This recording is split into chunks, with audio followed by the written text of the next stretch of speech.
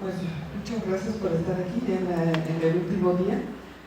Yo estaba viendo el programa y realmente mi presentación va a ser muy diferente a lo que han estado escuchando ustedes a lo largo de estos días.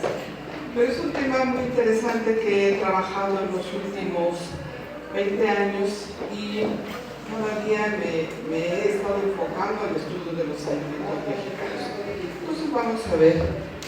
Por eso le denominé a mi presentación nutrigenómica de los alimentos prehispánicos y su efecto en la microbiota intestinal, porque a nosotros nos interesa mucho conocer los mecanismos de acción de los nutrimentos a nivel molecular.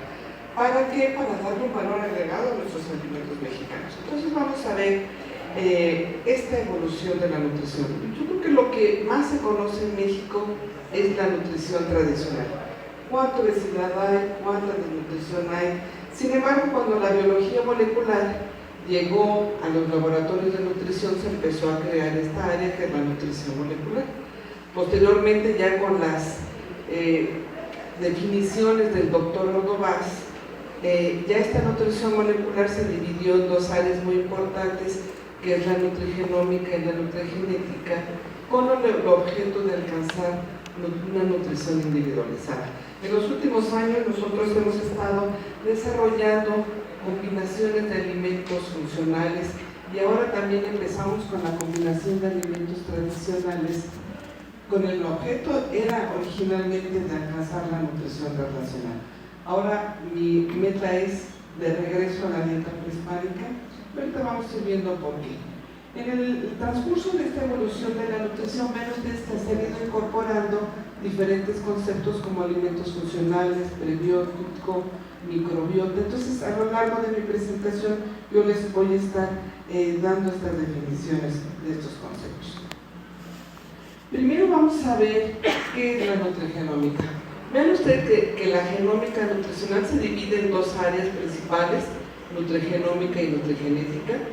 La nutrigenómica, que es la que más nos hemos enfocado, estudia los mecanismos de la acción de los nutrimentos y su efecto en el transcriptoma, en el proteoma y en el metaboloma.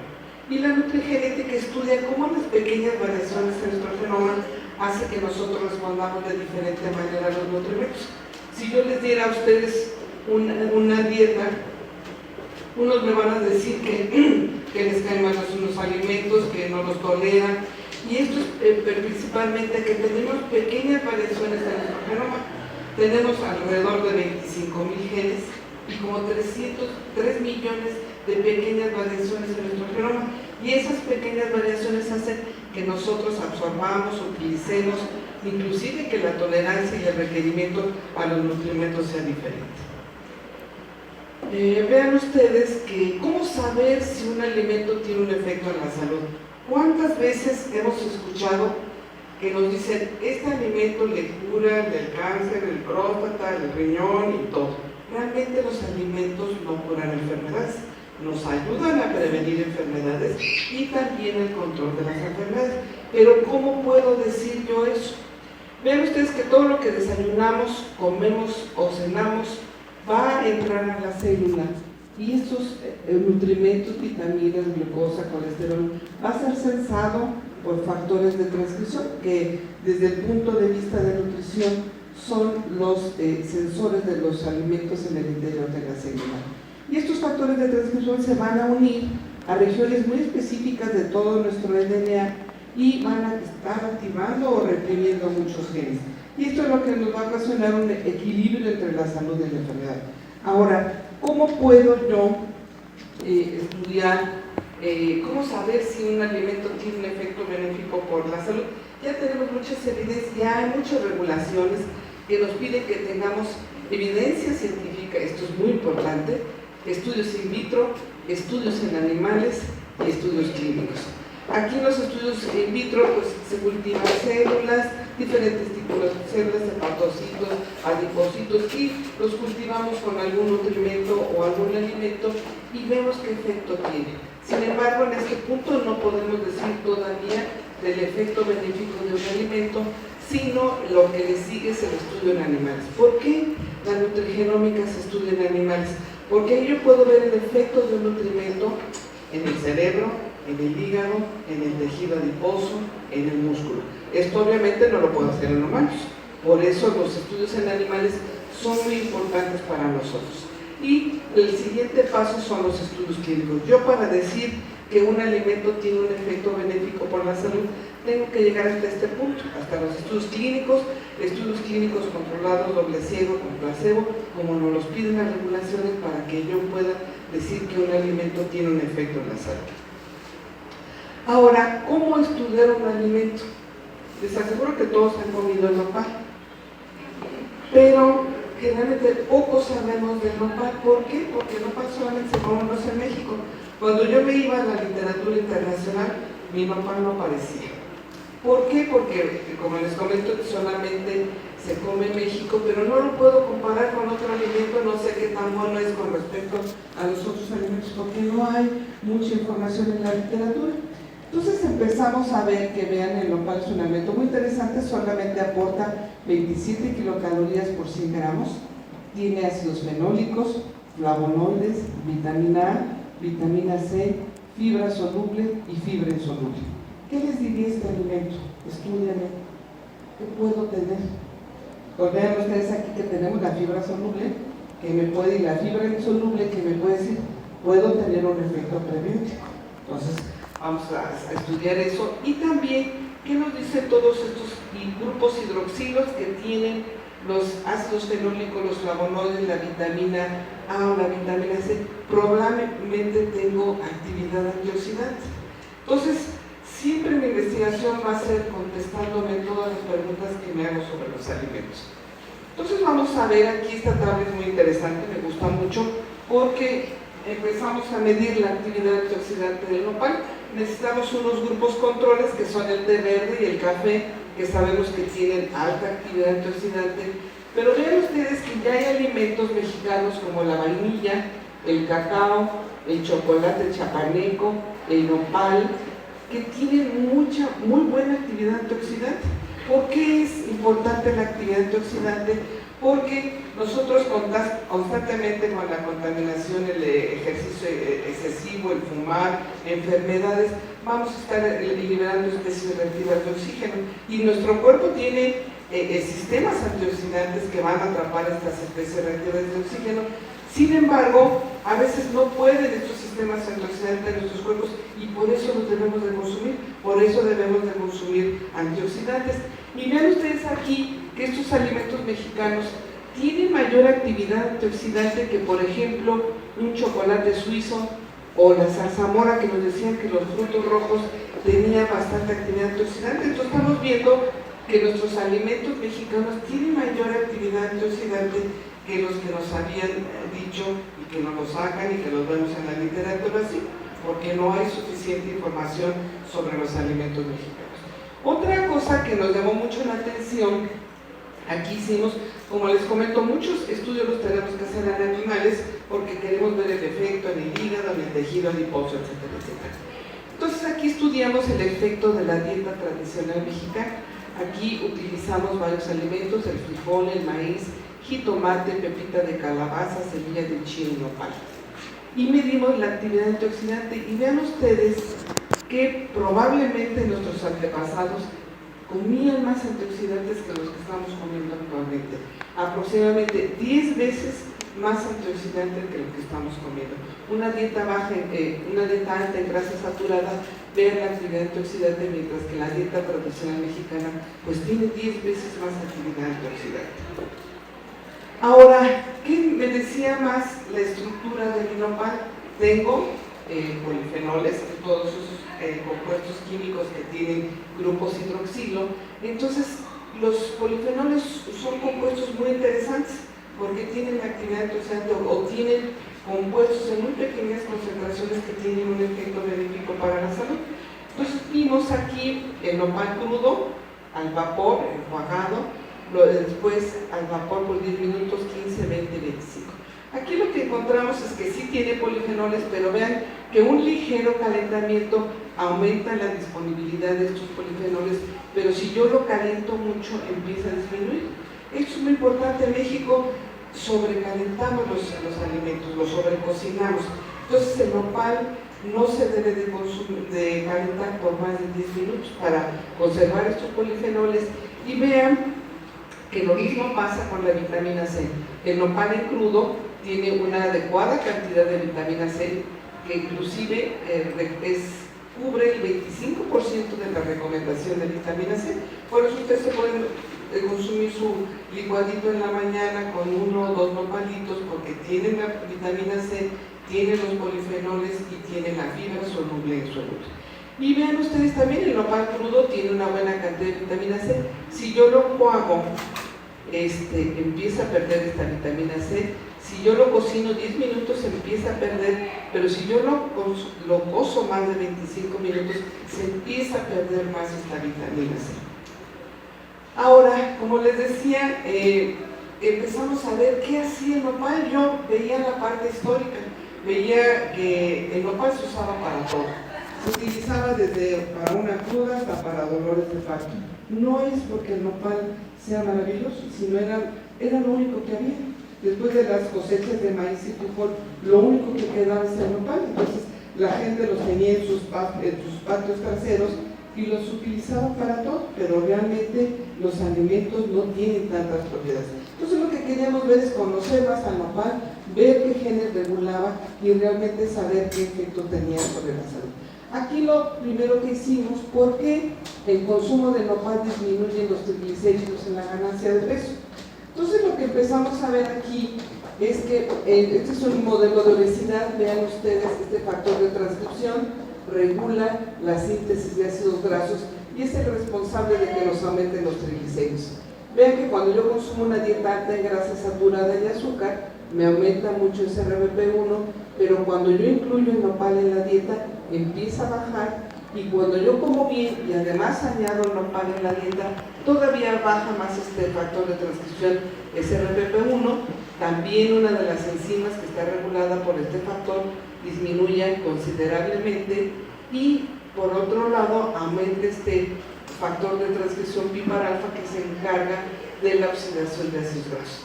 Entonces, para que ustedes me entiendan un poquito, si yo como nopal, me va a disminuir la concentración de triglicéridos en sangre. ¿Por qué? Porque los estoy oxidando, los estoy eliminando. Entonces, es una de las características que estamos encontrando que tiene el nopal.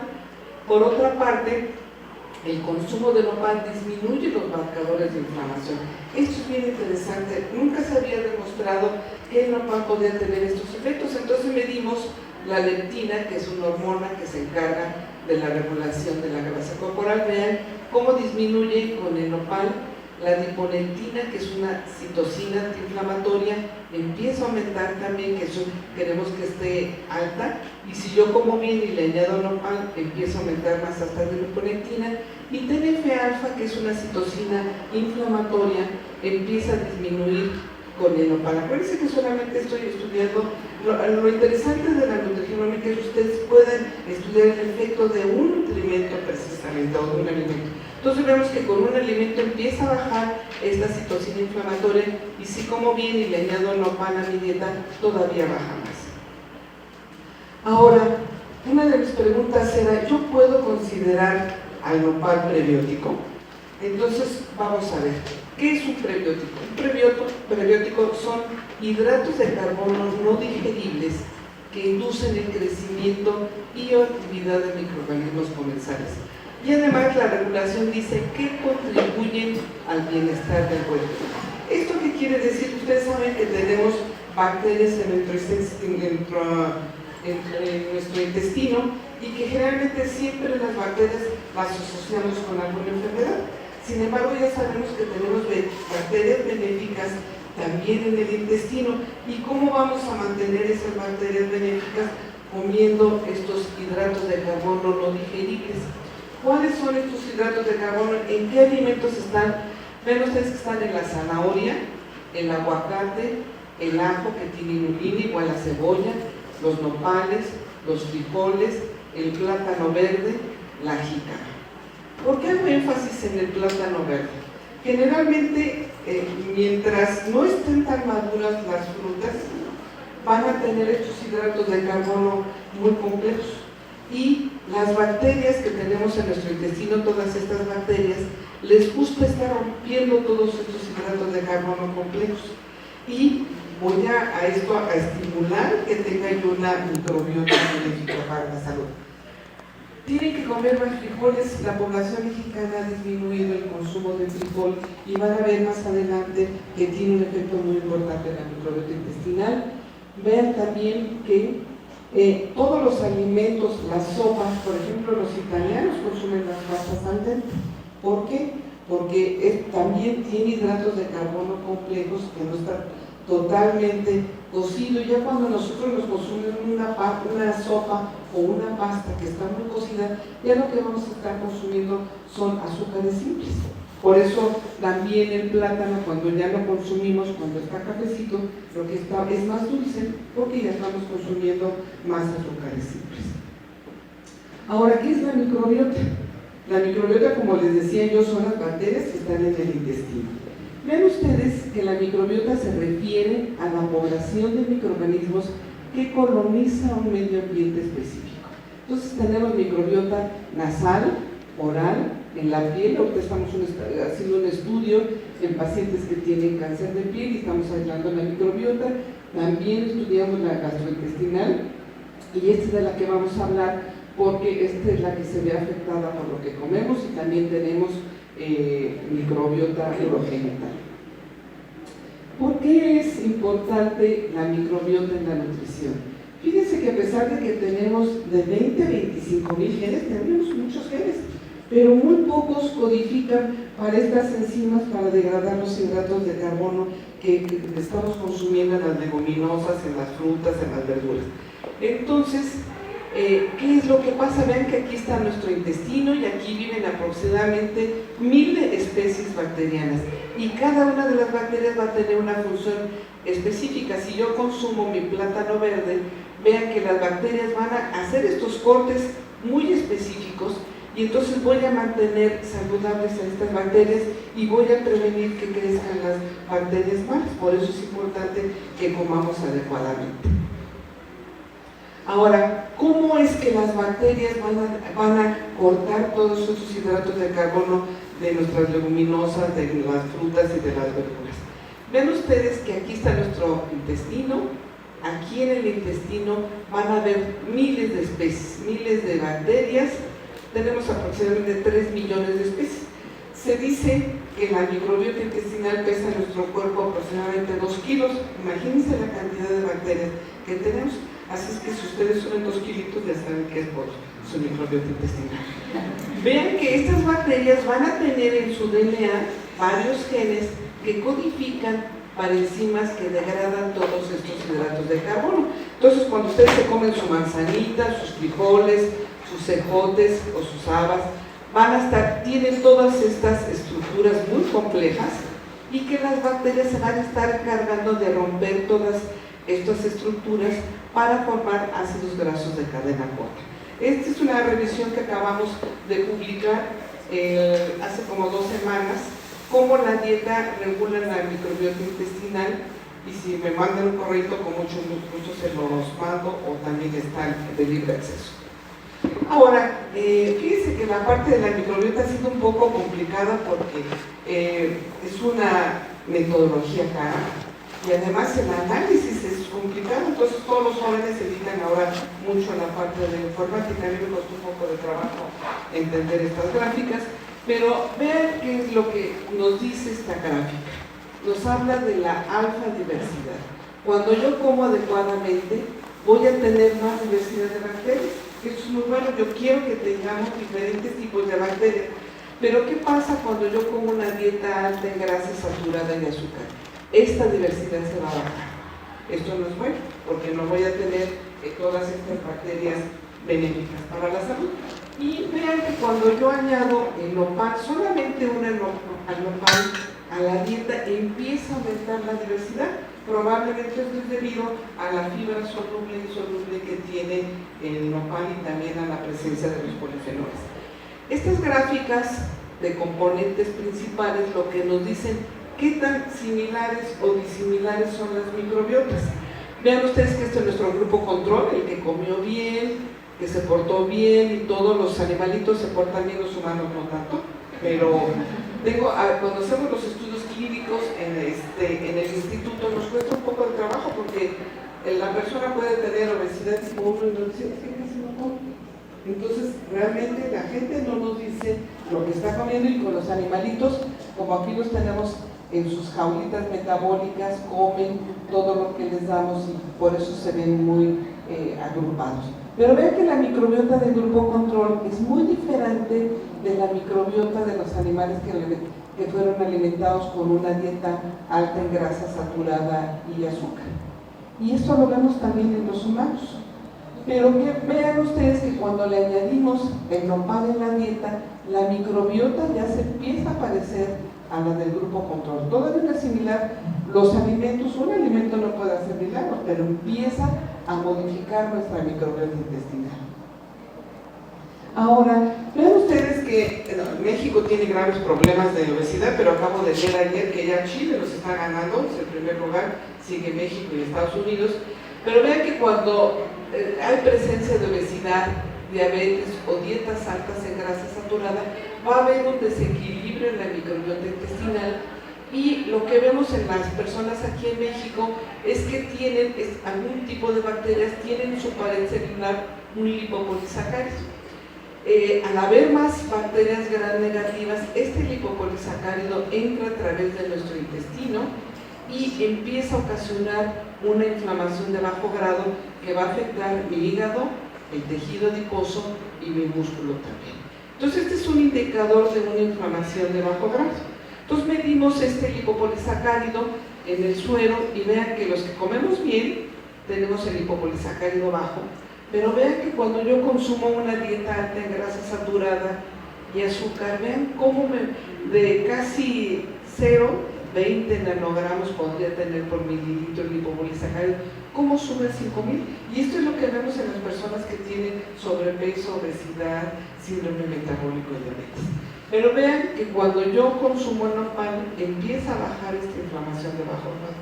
Entonces esto es muy interesante, por eso el artículo que mandamos a esta revista le pusimos: el nopal protege de la endotoxina metabólica modificando la microbiota en ratas obesas alimentadas con una dieta alta de grasa. Entonces esta es una evidencia ya que tenemos de que el nopal tiene un efecto benéfico sobre la salud, disminuye la inflamación de bajo grado, ya vimos cómo va modificando la microbiota. Una de las bacterias que vimos que más aumentaba por el consumo del nopal era Bacteroides fragilis.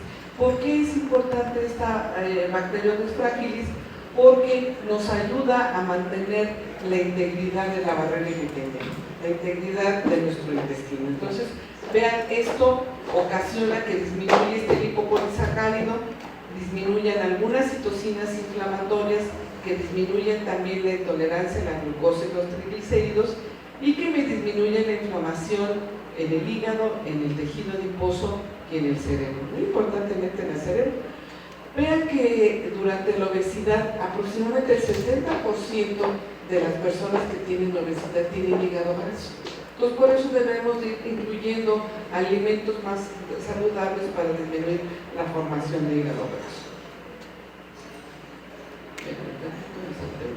Aquí también, cuando yo me puse a ver la literatura, yo veía en la parte histórica que se consumía mucho nopal y decían que tenía propiedades antidiabéticas, pero los alimentos no tienen propiedades antidiabéticas, porque si no, no habría ningún diabético en nuestro país por el consumo de nopal. Entonces nos ayuda a disminuir los picos postprandiales de glucosa.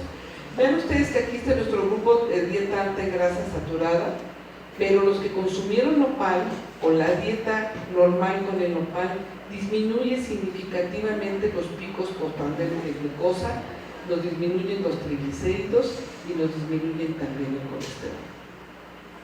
Por cierto, hay en internet un recetario que hice a base de nopal, es del libro Exceso. Si ustedes buscan en internet Nimbe Torres recetario nopal, lo van a encontrar. Hay recetas de sopas, ensaladas, guisados, para que ustedes puedan ver cómo pueden utilizar el nopal. Y ahora ahorita demostré que el nopal tiene vitamina C adecuada, que tiene polifenoles, que modifica la microbiota, que disminuye la inflamación de bajo grado. Ahora puedo denominar al nopal alimento funcional. Vean que yo aquí tomé un resumen de la definición dada por la American Dietetic Association, Canadá, Europa y Japón. Y un alimento funcional son alimentos que además de aportar un valor nutricio, proveen beneficios específicos sobre la salud o reducen el riesgo de enfermedades crónicas. Alguien me decía, los nutrólogos tradicionales, es que todos los alimentos son funcionales. Vamos a ver la diferencia. Un nutrimento esencial es, por ejemplo, la vitamina C. La vitamina C, si yo tengo deficiencia de vitamina C, nos va a producir escorbuto y si en casos extremos, la muerte.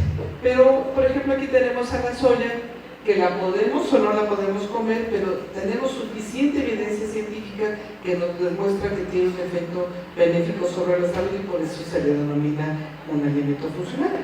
Pero yo quería saber si mi nopal podía decir que es prebiótico y que además es funcional.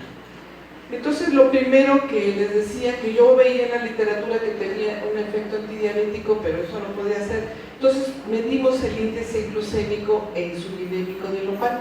¿Cómo se hacen estos estudios? Nosotros tenemos que seguir una norma internacional para determinar el índice glucémico, que se hace en 10 personas con un índice de masa corporal menor de 25 y les damos 50 gramos de glucosa o 50 gramos de hidratos de carbono disponibles provenientes del nopal, y vean que el área bajo la curva es menor en el nopal que cuando yo consumo azúcar. Y lo más impactante que lo vimos fue en la insulina. Vean ustedes por qué el nopal disminuye significativamente las concentraciones de insulina. Por eso es importante que las personas con diabetes tipo 2 consuman el nopal para evitar los picos postprandiales de glucosa. Ahora, yo tenía que demostrar que realmente mi nopal tenía un efecto muy importante en los pacientes con diabetes tipo 2. Entonces ya determinamos el índice glucémico e insulinémico del nopal, es bajo. Encontramos un hallazgo muy interesante, que el consumo de nopal disminuye una incretina, que es GIP, de sus siglas en inglés, glucosinsulinotropic. El intestino tiene estas incretinas. Cuando yo como, estimula esta incretina y esa incretina estimula a su vez al páncreas para que secrete insulina. Entonces yo debo de consumir alimentos que no estén constantemente estimulando a mi páncreas. Por ejemplo, si estoy consumiendo constantemente bebidas azucaradas o refrescos o atoles o mucho, esto va a estar estimulando a mi páncreas y en el futuro vamos a presentar diabetes tipo 2. Entonces vean que el nopal casi no mueve esta incretina, y esto es muy interesante, y además tenemos receptores de esta incretina en el tejido adiposo. Si yo como mucha grasa o mucha azúcar, voy a estar estimulando este receptor en el tejido adiposo, me va a aumentar la lipogénesis y voy a aumentar el peso. Entonces es importante que el nopal no disminuye esta incretina. Y por último hicimos este otro estudio en el cual vimos cómo estaba la curva de tolerancia a la glucosa en sujetos. Las nuevas regulaciones nos piden que veamos el efecto de un alimento en sujetos sanos, en sujetos con riesgos y en una enfermedad. Y vean ustedes aquí, esta es una curva típica de sujetos sanos. Vean cómo, aunque nos aumenta la glucosa después de que consumimos un alimento, cuando le añadimos el nopal disminuye ligeramente las concentraciones de glucosa. Está bien, no nos bajan las concentraciones de glucosa, sino nos disminuyen los picos postprandiales de glucosa. Pero vean, esta es una curva típica de pacientes con diabetes tipo 2, cómo rápidamente me aumenta la glucosa, pero cuando yo añado al nopal en la dieta, disminuye la glucosa de 30 a 40 miligramos por decilitro. Y esto es muy importante porque de esta manera podemos controlar las concentraciones de glucosa en los pacientes con diabetes tipo 2. Ahora, de estos alimentos prehispánicos, me imagino que han estado viendo ustedes a través de toda esta semana. Nosotros estamos utilizando ahorita, estudiando las tortillas. Tenemos usos de frijol, del nopal, de los hongos, del agave, de la chía. Y es muy importante, ahorita estamos terminando este estudio, desgraciadamente ya nos están estigmatizando las tortillas, al menos en la Ciudad de México, que eso es muy grave, pero además se le están añadiendo muchos aditivos, y estos aditivos están teniendo un efecto importante en la microbiota intestinal. Entonces hay que tener cuidado y fomentar la descalinización de nuestras tortillas para que realmente sean una buena fuente de calcio. Entonces vamos a ver qué son los beneficios de la dieta prehispánica. Vean que es muy alta en fibra, eso está muy bien, nos van a ocasionar una microbiota intestinal saludable. Estaban aquí los nopales, los frijoles, los hongos, la chía o diferentes tipos de hierbas, proteína principalmente de origen vegetal, frijoles y maíz, poca de origen animal, ácidos grasos poliinsaturados, omega 3, semillas de chía, omega 6, ácidos grasos de cadena larga que están en las semillas de calabaza. Era una dieta muy baja en grasa saturada. Como ustedes bien saben, la grasa saturada llegó con los españoles, antes no consumíamos casi grasa saturada. Y también rica en antioxidantes, como en el jitomate, nopal, vainilla, chocolate, chile, y se utilizaban como edulcorantes naturales la miel de abeja y el concentrado de agave. Ahora, ya vimos que, por ejemplo, hay diferentes alimentos mexicanos que tienen actividad antioxidante. El que tiene más alta es el nopal, y que la dieta tradicional mexicana tiene, como les comentaba, 10 veces más actividad antioxidante de la dieta que estamos consumiendo actualmente. Ahora, aquí este tema me sorprendió mucho. Las semillas son buena fuente de ácidos grasos monosaturados y poliinsaturados. De repente, ¿qué ha pasado? Que empiezo a oír a las nutriólogas que dicen: vamos a comer salmón, una dieta mediterránea y todo. El salmón viene de Chile, de Noruega o de Canadá, que tarda hasta 15 días. Le ponen algunos conservadores para que no se liberen esas aminas que le dan el olor al pescado. Pero yo decía, una vez oí un chef que me decía: el salmón no se da en México, ¿no crees? Entonces yo decía, bueno, los prehispánicos que hacían, si el salmón no se da en México, y obviamente no era como ahorita el libre comercio que andan los pescados por todos lados, ¿de dónde sacaban los ácidos grasos poliinsaturados de cadena larga? Yo veía, ninguno era retrasado, hicieron grandes construcciones, pirámides y todo. ¿De dónde sacaban los ácidos grasos de cadena larga que siempre nos han dicho que están en el salmón y no comíamos salmón? Pues eran las semillas. La semilla de chía, la semilla de calabaza. Yo creo que por eso tenemos la costumbre de que las personas llegaban con su canastita vendiendo diferentes tipos de semilla. Ahí están el ácido oleico, el ácido linolénico, el HNL. Vean que los nutrimentos que contiene, por ejemplo, la semillita de chía, proteína, 4 gramos, que es bastante, grasa, ojo con la grasa, pero ácidos grasos omega 3 tiene 4.9 gramos. Esto es muy importante. Ahora, aquí les hago la aclaración. El hecho de que un alimento tenga un efecto benéfico sobre la salud no quiere decir que me voy a comer una cucharada de semilla de chía, digo, una taza de semilla de chía. Yo de repente, cuando la chía se empezó a poner popular, veía que le ponían hasta media tacita de chía en una botellita de agua. No. Entonces, ojo, tiene grasita también, grasa buena, pero es grasa. Entonces, máximo son 2 cucharadas. Entonces, ojo con las porciones. Ahora, aquí lo más interesante, que es lo que más me gusta, cómo actúa la semilla de chía en nuestro organismo. Vean que tiene mucho linolénico. Hemos probado una de Monterrey, una Plus y otra de Morelos, y las 3 tienen un gran contenido de ácidos grasos omega 3, disminuye los genes lipogénicos, aumenta los de oxidación, y este es el mecanismo de acción. Vean que estos aceites que tienen la semillita de chía actúan sobre factores de transcripción que me van a permitir oxidar todos esos ácidos grasos. Y por otra parte, muy interesante que los nutrimentos pueden regular diferentes factores de transcripción, inhiben a ese RBP1 que se encarga de la lipogénesis, y por eso cuando yo consumo este tipo de semillitas no me aumentan tanto los triglicéridos. Entonces es muy importante que vean, este es el mecanismo de acción. Cuando ustedes tengan a sus pacientes, le van a decir: la semilla de chía aumenta el piparalfa, disminuye ese RBP, aumenta el CPT1, FAS, aumenta la oxidación, disminuye la lipogénesis, por lo tanto, así te disminuyen los triglicéridos. Entonces, ahora sí ya estoy teniendo una evidencia científica del efecto que tienen las semillas, ¿no? Ahora vean aquí, esta fue la que me sorprendió mucho. Nuestra semillita es rica en ácido linolénico, y la semilla de calabaza es rica en ácido oleico. Fíjense que hace como 2 semanas estaba yo en una conferencia que hablaban de la dieta mediterránea, dije voy a ir, y los componentes de las dietas mexicanas, la tradición mexicana son parecidos, no son los mismos alimentos, pero consumimos más o menos los mismos nutrimentos. Y yo decía, bueno, los italianos consumen más aceite de oliva, más ácido oleico. ¿De dónde lo podemos obtener nosotros? De las semillitas. Vean ustedes que la semilla de calabaza es rica en ácido oleico, pero también en aguacate. Entonces es muy interesante consumir esta semillita de chía para el ácido linolénico y la semilla de calabaza para el ácido oleico. Y lo más interesante, que estas semillitas también tienen ácidos grasos de cadena larga.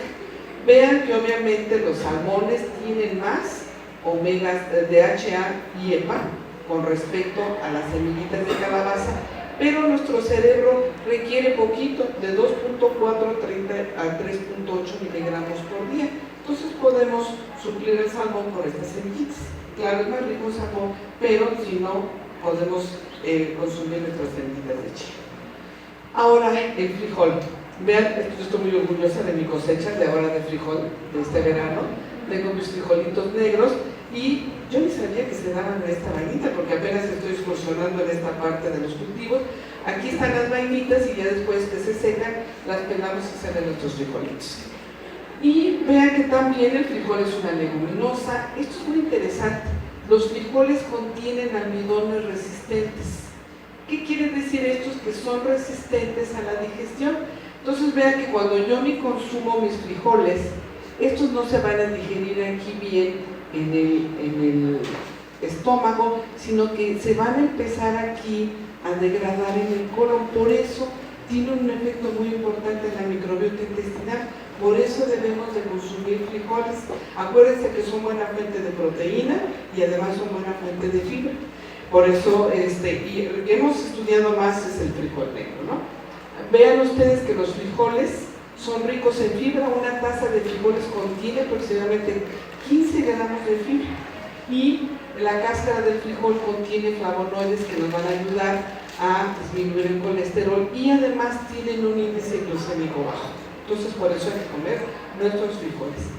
Vean aquí en este estudio que hicimos, esto lo estaba haciendo yo con una colaboradora en la UNAM. Ella quería estudiar su concentrado de frijol y yo quería estudiar el frijol entero. Y vean ustedes aquí que los triglicéridos disminuyen con el concentrado, pero disminuyen más con el frijol cocido. Ella estaba interesada en el concentrado, pero le quitaba todos los hidratos de carbono. Y eso es lo que yo no quería, que le quitáramos esos almidones resistentes, porque vean, tienen más efecto en los triglicéridos, en el colesterol los dos disminuyen y en la glucosa también. Ahora, ¿por qué es importante consumir los frijoles? Porque vean, disminuyen también los picos postprandiales de glucosa. Entonces, por eso es importante que los pacientes con diabetes tipo 2 consuman sus frijoles, porque les va a modificar la microbiota, pero también va a disminuir los picos postprandiales de glucosa. Y aquí tenemos un equipo en el Departamento de Fisiología de la Nutrición que se llama un resonador magnético nuclear, donde metemos al animalito entero y vemos cuánta grasa corporal o cuánta masa magra. Vean, estos son los que tienen una dieta alta en grasa, saturada de azúcar, pero cuando yo les doy el frijol entero, ¿cómo disminuye significativamente la grasa corporal? Ahora, a esto es lo más interesante. Vean aquí, aunque ustedes no sean expertos en microbiota, pero cada una de estas franjitas nos indica una bacteria. Vean ustedes que el frijol cocido tiene esta bacteria presente, que no la tiene ni el concentrado ni el grupo control. Y esta bacteria es Rumenococcus bromi. El Rumenococcus bromi está involucrado en mantener una epitelio intestinal adecuada y que además le va a disminuir la sensibilidad a la insulina. Vean ustedes también que el frijol tiene compuestos en su cascarita, tiene proteína, carbohidratos, fibra. En la cáscara tiene estos flavonoides y saponinas que nos ayudan a disminuir el colesterol y los triglicéridos, y los almidones resistentes nos van a ayudar a modificar la microbiota intestinal. Aquí tenemos el frijol y el maíz. Esta es la combinación perfecta. ¿Por qué? Porque las leguminosas, su aminoácido limitante es la metionina y del maíz es la lisina y el triptófano. Sin embargo, cuando los combinamos, los dos hacen una buena proteína. Y aquí estos son ya mecanismos moleculares, pero vean que cuando yo consumo frijol y maíz, aumenta la síntesis de proteínas, casi igual que una proteína de origen animal. Entonces, por eso yo les recomiendo que consuman las dos cosas. Debido a que el maíz aporta más calorías, yo les recomendaría que cuando se consuman su tlacoyita tengan dos terceras partes de frijol por una tercera parte de tortilla para que no aumenten las kilocalorías. Ven ustedes también que el consumo de frijol, que está como por aquí, disminuye la homocisteína, que es un factor que nos aumenta el riesgo de enfermedad cardiovascular. Esta es, por ejemplo, la caseína, que es la proteína de la leche, pero las proteínas de origen vegetal disminuyen la homocisteína y el riesgo de presentar enfermedad cardiovascular. Vean ustedes también, esto ya lo hicimos en humanos, el frijol tiene un índice glucémico bajo de 20, las tortillas tienen un índice glucémico alto, pero si yo me como mis tacos de frijol, este índice glucémico se va a bajar a 43.9. Por eso siempre las enfrijoladas, los tlacoyos, debe de ser una combinación, pero que tenga más frijoles. Los hongos. Ahorita estamos estudiando el huitlacoche y más setas, pero empezamos a estudiar los hongos porque, fíjense que de los hongos se extrajeron las estatinas. Las estatinas son un medicamento que nos ayuda a bajar el colesterol.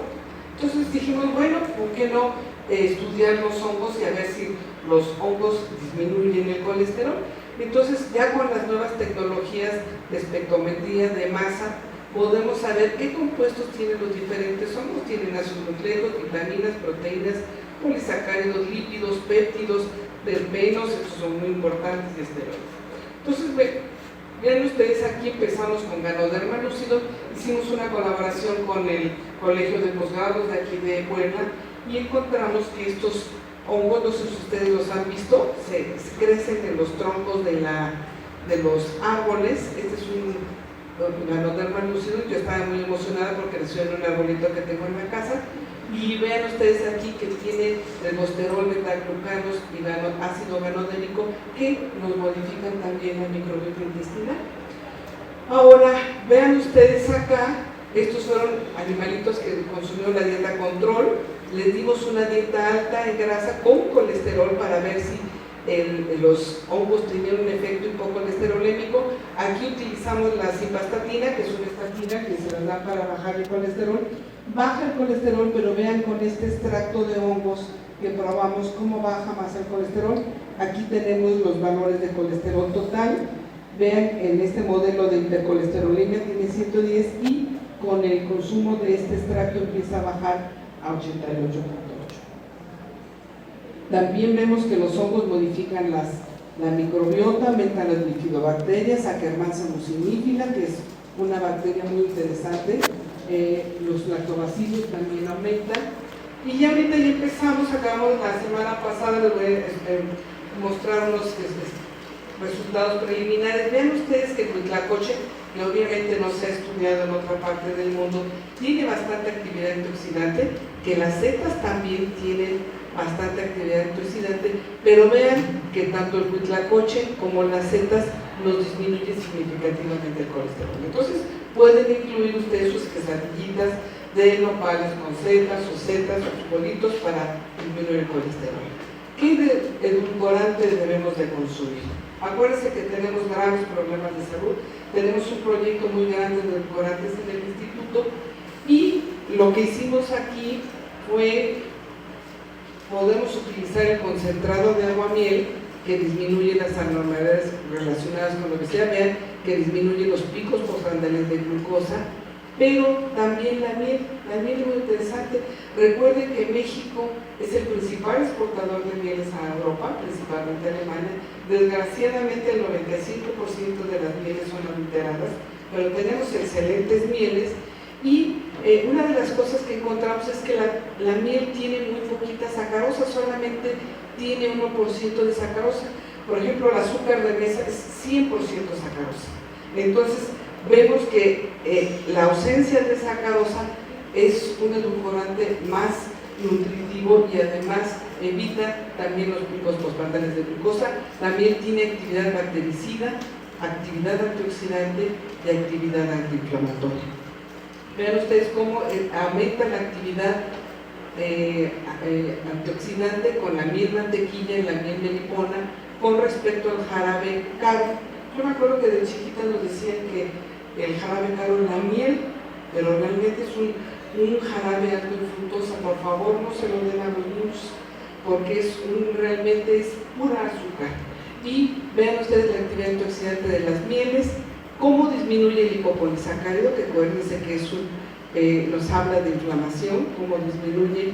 Esto es con el azúcar de mesa, con el jarabe caro, y vean con las mieles cómo disminuye este lipopolisacárido y aumenta la respuesta inmunológica, aumentando la IgA secretora.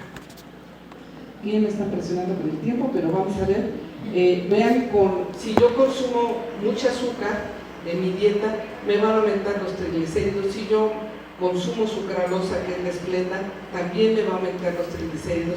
Pero vean aquí, la miel o el mascabado son los que menos aumentan los triglicéridos, los que menos aumentan el colesterol y los que menos aumentan el colesterol. Entonces traten de consumir las mieles nativas, las mieles de los pueblitos, que son las mieles que están menos adulteradas porque realmente tienen un efecto benéfico sobre la salud.